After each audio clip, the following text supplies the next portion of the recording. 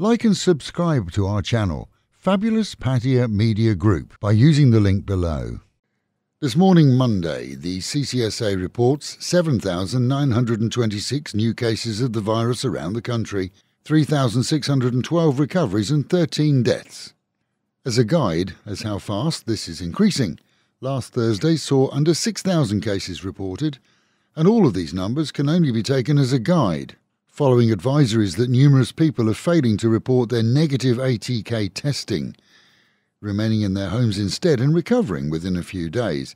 This despite the promise that Thailand will assist people of any nationality if they catch the virus, but with the recommendation that those over 60 not be allowed home quarantine, and home quarantine for anyone relying on a doctor's recommendation after meeting a patient.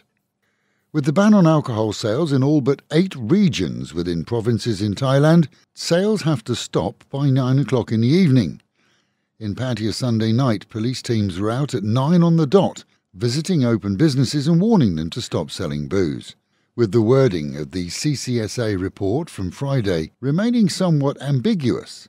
Many bars and clubs are racing to get SHA PLUS approval to enable reopening in those regions where eateries are allowed to sell alcoholic drinks.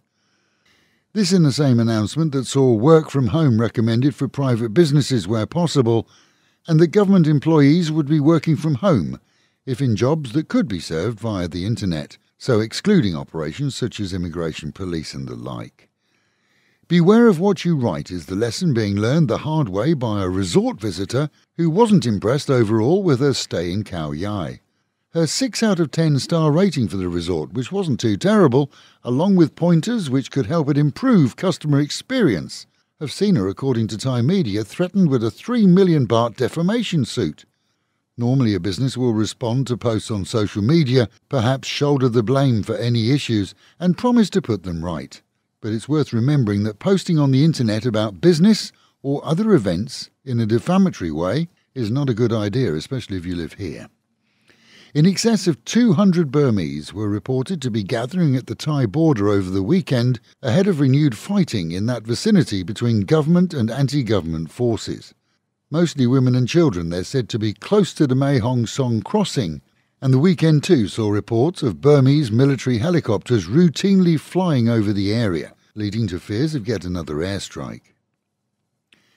Meanwhile at home and in our own region, this morning, Monday, we've had reports of 767 new cases of COVID, with Chonburi reporting 119, Sriracha 165, Banglamung 390, and Sattahip 38. According to the Eastern Thai Hotel Association, more than half of hotel bookings were cancelled prior to the weekend in the city, and they don't expect much in the way of improvement. Numerous hotels here have begun the registration to become COVID hotels, as case numbers are expected to increase over the next few weeks constantly. Chonburi health officials have begun to tell venues that photographs of ATK tests, even tests in sealed bags, shouldn't be accepted as proof of COVID clear. As they say, patrons may have caught the virus after testing. Reality is that there is also a shortage of ATK tests here in stores, and online sellers are jacking prices up based on demand. The same kits that we bought at Fabulous 103 for around 60 baht or just under are now selling online for 120 baht. Good eateries, meanwhile, are requiring proof of ATK testing from all staff and customers, and it's not 100% clear as to whether the refusal to accept existing ATK testing from customers is a firm regulation or a recommendation. And amid the tales of flu, the old-style news stories appear once again.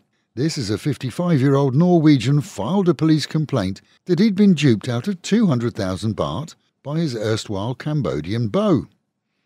It seems that they met online 3 years ago, and then in reality too. Fleetingly, he had to fly home, and then was unable to return due to COVID. Despite becoming once again an online relationship, he continued to send her money.